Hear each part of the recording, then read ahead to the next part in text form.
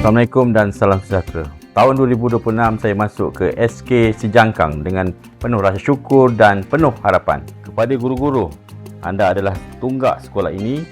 Bersama kita akan terus melahirkan generasi berilmu, berketerampilan dan berakhlak mulia. Kepada murid-murid, anda adalah harapan bangsa. Jadilah seorang yang berani, kreatif dan berdisiplin kerana masa depan negara terletak di tangan anda.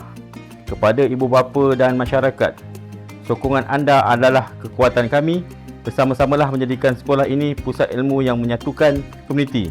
Dengan semangat sepakat, saya yakin kita mampu melakar masa depan yang gemilang.